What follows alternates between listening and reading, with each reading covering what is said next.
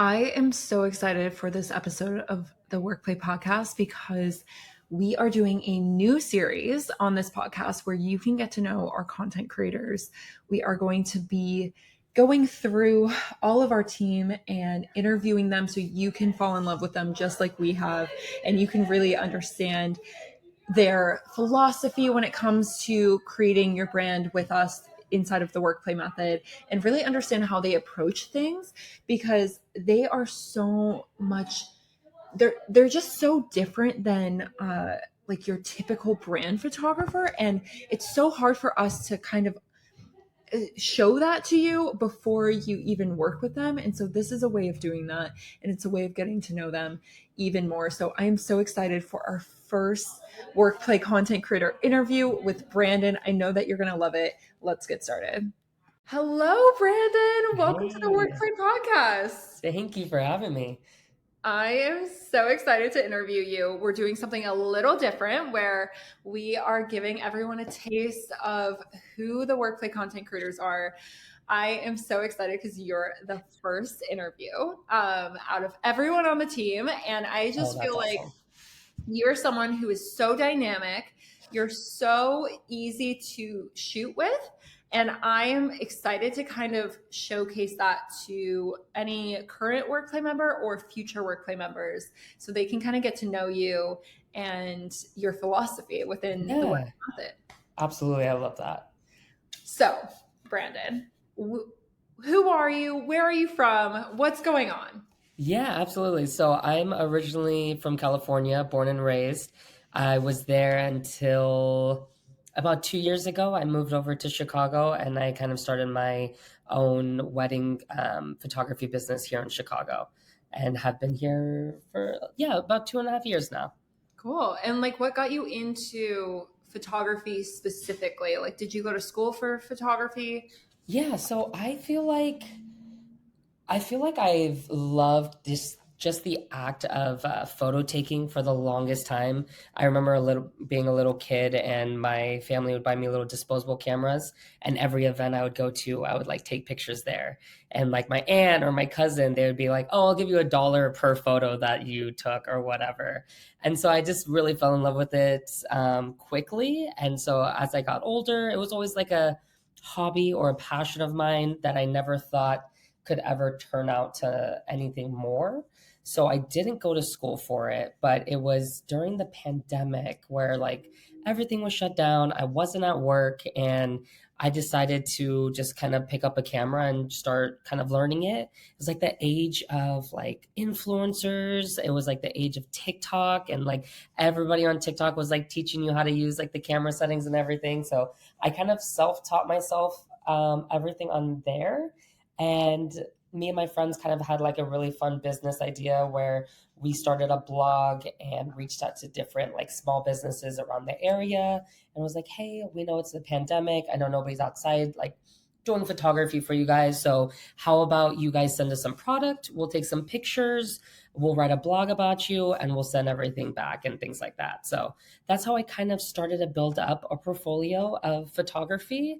And then coming out of the pandemic, people just like friends and family were like, hey, like we saw you started taking some pictures. Can you do our Christmas photos? Can you do our engagement photos? Just like little by little, I got into just doing families and couples. And then before I knew it, I had bought a one-way plane ticket to Chicago. And I was like, okay, I'm going to start this somewhere where it seems like it would be a little bit easier to market myself since California is just so big. There's so many different pockets everywhere. So many 3 hours away is like, hey, can you take these photos? And then 2 hours this way. And so being in Chicago is just really easy to, hey, I'm in downtown Chicago. Now all of my work is within a 15-mile radius. So that's been really, really fun.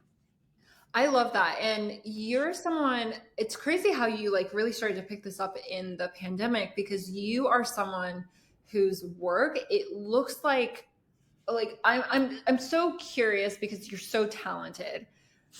How does your creative process work? Because your eye is really good. Like, what do you think makes you different than like just your regular photographer in Chicago. I appreciate that. Thank you. I feel like I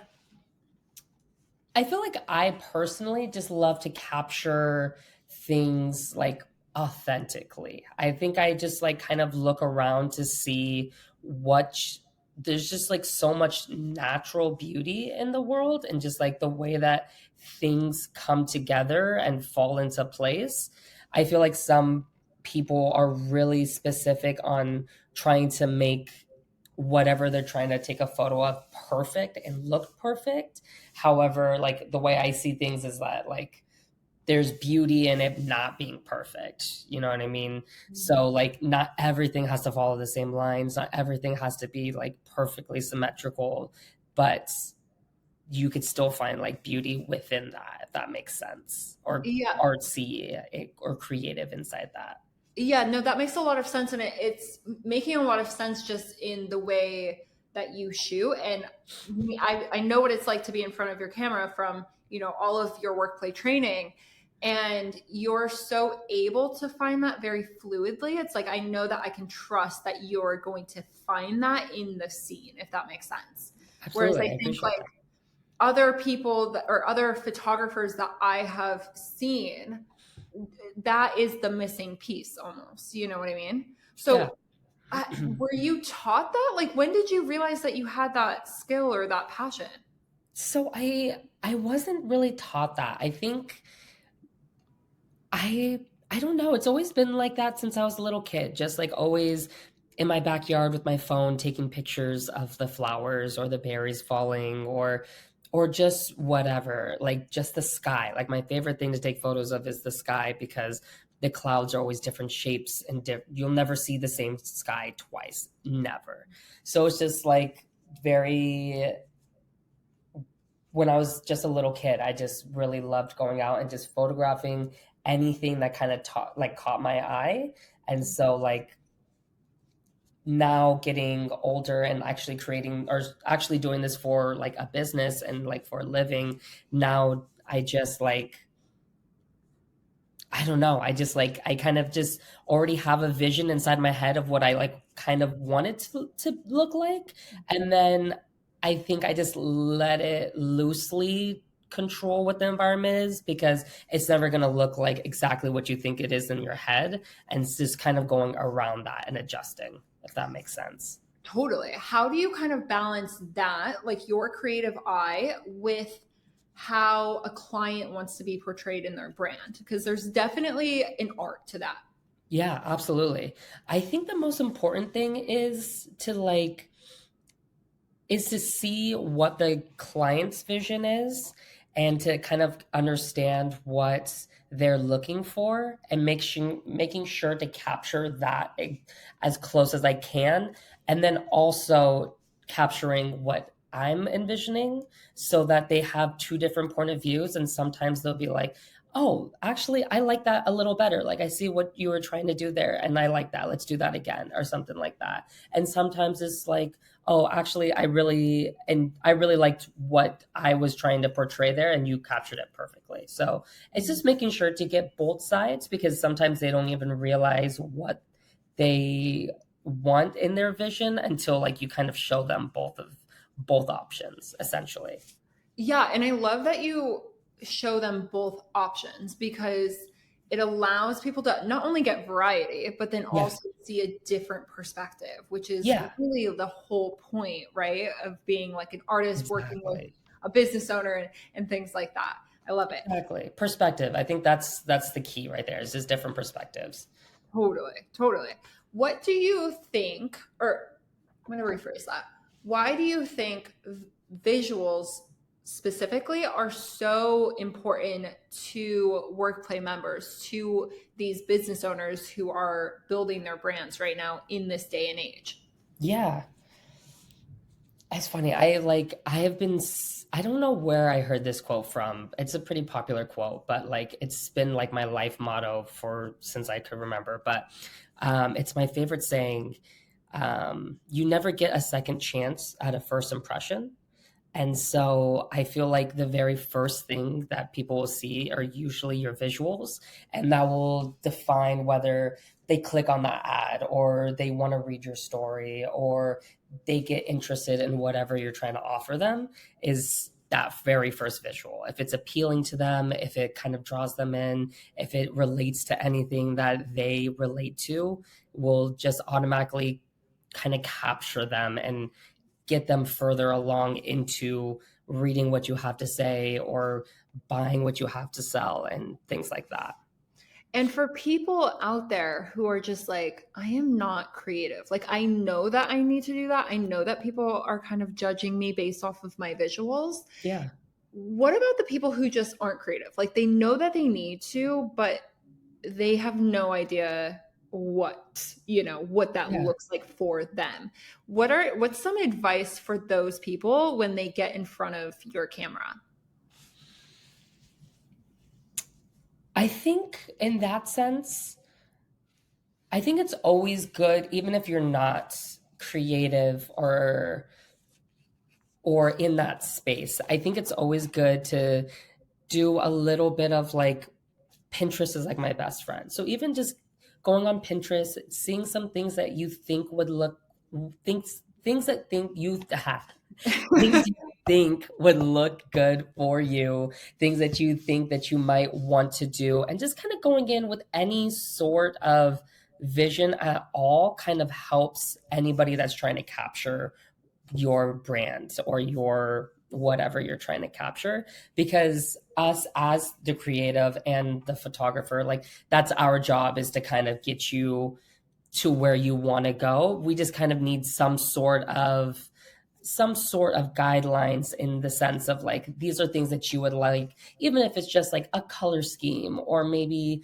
a certain background, or a certain scenery, anything like that. Like, it's our job to make sure that we capture that's what you're trying to go for. Um, and like I said, back to the whole perspective things, I'll always get my perspective, but it's always good for you to have a perspective of what you kind of what you're looking for, so that we can make sure that we capture at the end of the day exactly what you were going in for. Yeah, and I think that's really important to note. Like, having a North Star, even if you don't exactly know what it looks like, Yeah. but you know the direction that you're Yeah. trying to walk in, 100%. can help everyone. I think people sometimes get into a mode of like, all right, let me just give it all to my content creator and I'm not going to have to be in the driver's seat. I really am 100%. a firm believer that if you're the owner of your business, you're also the driver's seat of like all of the creative direction. At Yeah. least for the most part, I would say 99% of people listening, you are the creative director. And so when you're in that creative director role, your content creator needs that creative direction, in not all of it, but there needs to be some collaborative effort with Yeah, no, creative direction. nothing's concrete, but just a couple maybe guidelines to follow would just help so much, so that at the end of the day, you're like, okay, this is exactly what I was looking for, and not like, well, I wish we would have done this. Well, maybe if we had like looked at some more Pinterest stuff, then we would have made sure that that's what you were kind of trying to go for and stuff like that. Yeah, I definitely think the building of the Pinterest board has to be over like a long period of time, if that makes Yeah, sense. Like, and by yeah, long, I mean like not just overnight. Like, it needs to yeah, be built and switched around and really looked at, yeah, sleep on it, you need to come back to it. It's this refining of the vision before you get in front of the camera, I think, 100%. what we're talking about. Yeah. Yeah, and then that goes back into like, exactly. You need some time to build it up, because there's just so many different styles, and you're trying to find a style that you like and then turn it into just your specific style, right? And then once we capture that, then it goes back into, um, you never get a second chance at a first impression. Like, those are your visuals, and that's exactly what you wanted. And you want your clients to click, like, you want the clients that appreciate your visuals to click on your link, not just everybody, but everybody that relates to you, essentially. Yeah, it's almost That like makes sense. yeah, it's like the magnet that is Yeah. drawing in your ideal people. Cause like if they Yes. like your vibe, chances are they're going to like you because your vibe is kind of like your personality and 100%. knowing that. Speaking of personality, how do you make a WorkPlay member feel comfortable in front of your camera on these shoots that you're doing with them? Like, what is kind of your techniques? And then what do you advise people to do in front of your camera? Yeah. I think I think the biggest thing is just to keep people talking. I think as long as you're asking them questions or just, and it doesn't even have to be about the shoot, just like, how long have you lived here? Oh, where did you move from? Oh, where, how did, or sorry, sorry. Just like keeping them talking. The more that they talk, the more that they open up, the more they feel comfortable with you. And then the more they feel comfortable with you, the better the photos are going to turn out every single time. Like nobody wants stiff looking photos or like pose looking photos, but once you start talking to them, you get them opened up a little bit. Then you get those like authentic laughs and those like authentic like hand movements and things like that. So I would just always recommend there shouldn't be very much like dead silence. There should always be asking a question or you telling them that looks amazing, that looks perfect.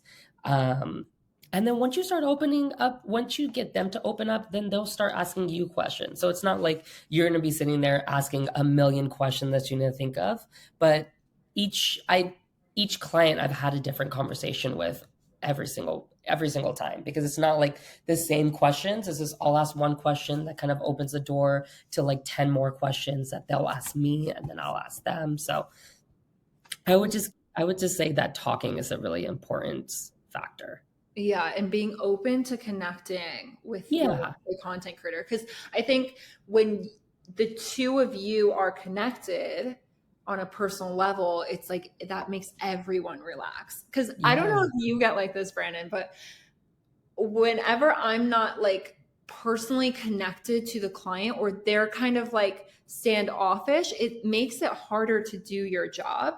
So it's Yeah. like when you're working with a WorkPlay content creator, like really connect with them. Obviously, we're going to connect with you, Yeah. but like allow that connection to happen because that's where you're going to really find that peace in front of the camera. Yeah. Like that anxiety starts to shed off, which I Yeah, and think that's the most important part, right? Is just to feel comfortable because you can tell in photos sometimes when you're not comfortable. So that's just the whole point. That's why we have even that little 10-minute debrief before the shoot starts, just to kind of get to know each other real quick and just already start to open up with each other. totally, totally.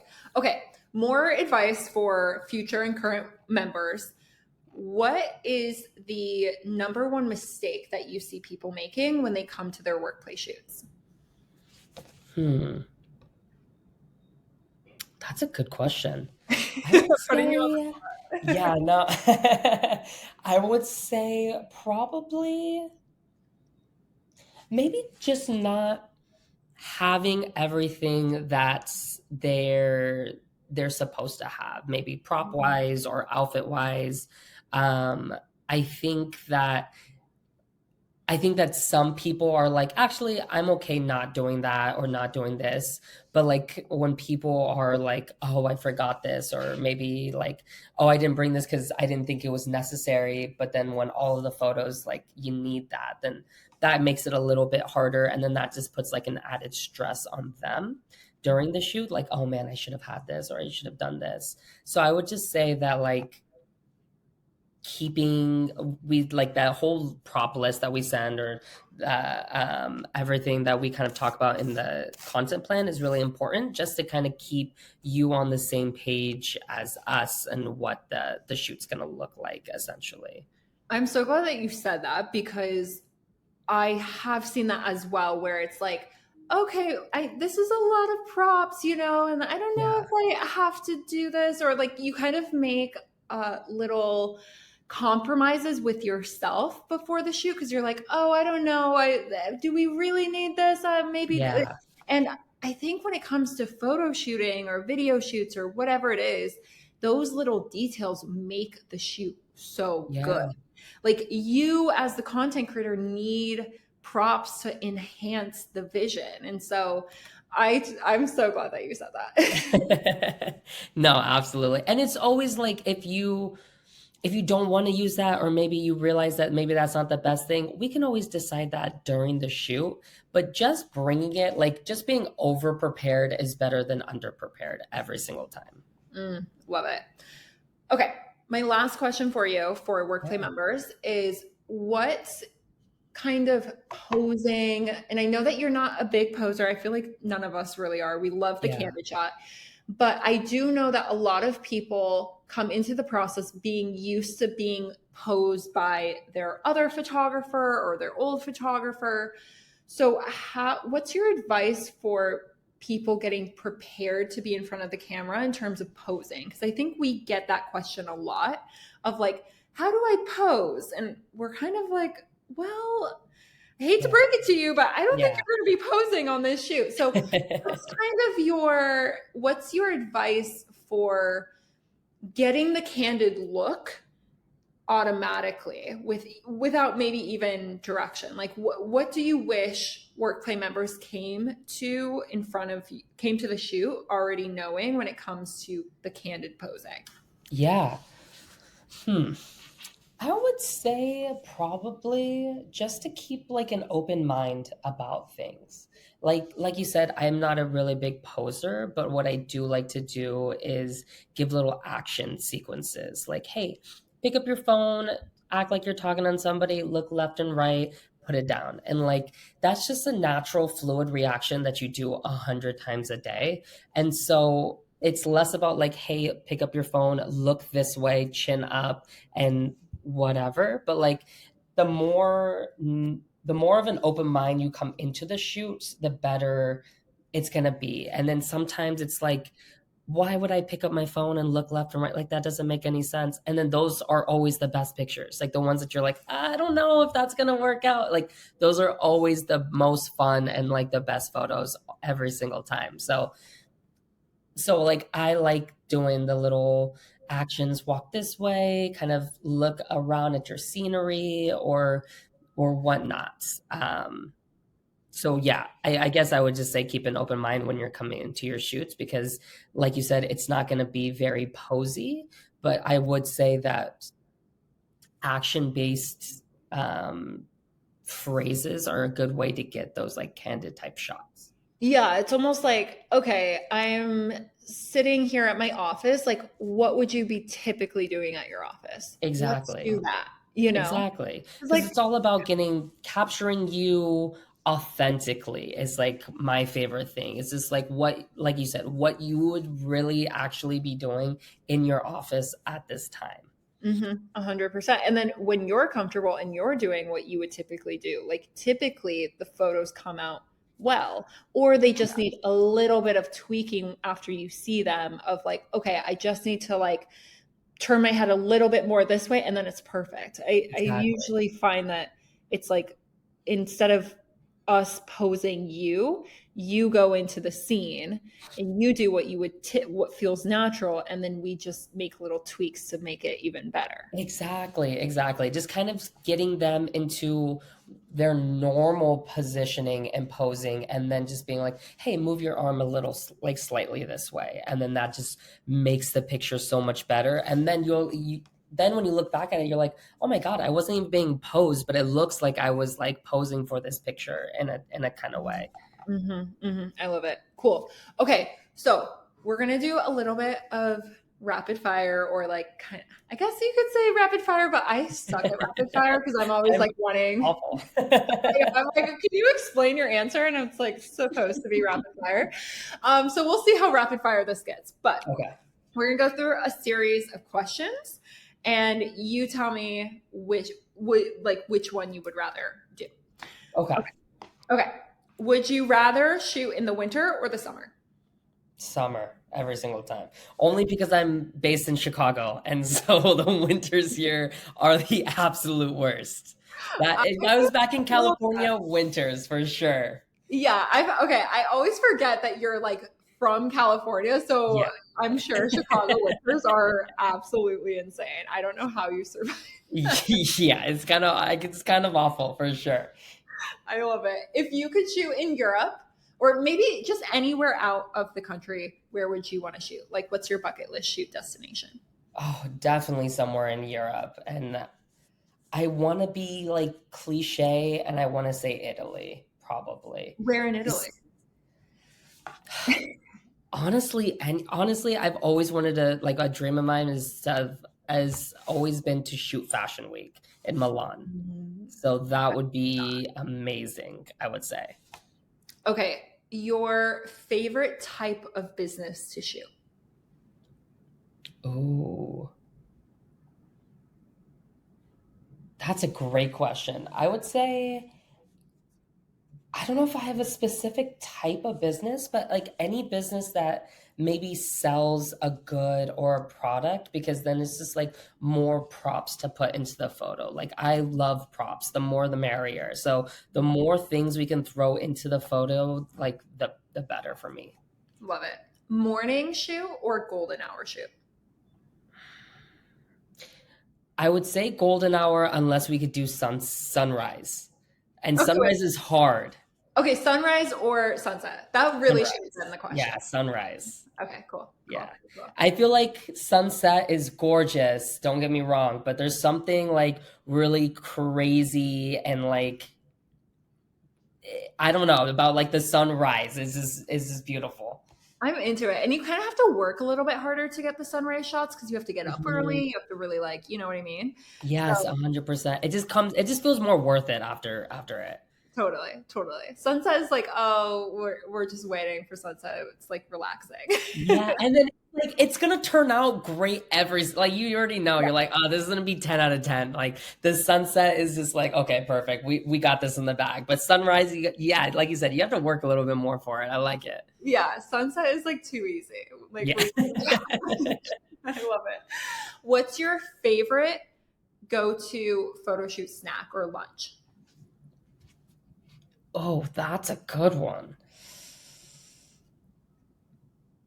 That's hard because I'm not a big snacker. I will like eat full on meals when it's like snack time for some reason, but I will say maybe the first thing that comes to my mind for some reason is like beef jerky. Really? Yeah, super random. I can't even tell you the last time I had beef jerky, but the first thing that comes to my mind is like beef jerky. I am a fan of beef jerky. Okay, fine. Yeah. Rapid fire, don't ask why, but you know, if you're on a shoot with Brandon, just know that he wants beef jerky. So random. I don't know why that's the first thing that came to my mind, but I was like thinking of a gas station. What kind of snacks at the gas? That or this is also super random, but those like little Hostess powdered donuts, those little like white ones. What? Really? Like six. So random. I'm thinking of just like random like road trip snacks is like the Oh, only thing I can think of. I am dying. Okay, my last rapid fire question is what has been your favorite workplace shoot thus far? Oh my goodness. Honestly, I would have to say when I was doing a photo shoot in South Carolina, Charleston. Cool. I had never looked up a picture of Charleston before. Like I definitely knew where and what it was, but like going into it completely blind and showing up there, I was like, oh my goodness, this place is gorgeous. Absolutely gorgeous. And the way that the clients kind of made all of her outfits match or blend into the scenery was just really, really beautiful. And I had a blast over there for sure. That sounds so fun. I feel like we get in the side of the workplay method, we just get to see so much in Yeah. terms of like the country and like cities that you just normally wouldn't go to on No, your I own. would have never went there in a million years if I like hadn't gone here. And now I'm like, okay, I'm making a trip to go back out there just to spend a weekend because it was so beautiful. I love that. Yeah. Someone on the workplay in the workplay membership needs to send Brandon back to Charleston. You hear Yes, it? please. Time to go back. Thank you so much, Brandon, for coming on the WorkPlay podcast. I'm so excited for all of our WorkPlay members to just get a deep dive into who you are, who's coming to their shoots, and I'm excited to just see you grow inside of in the process. Thank you so much. I appreciate that. And you are amazing. Thank you for making just transitioning into this team super, super easy. You're welcome.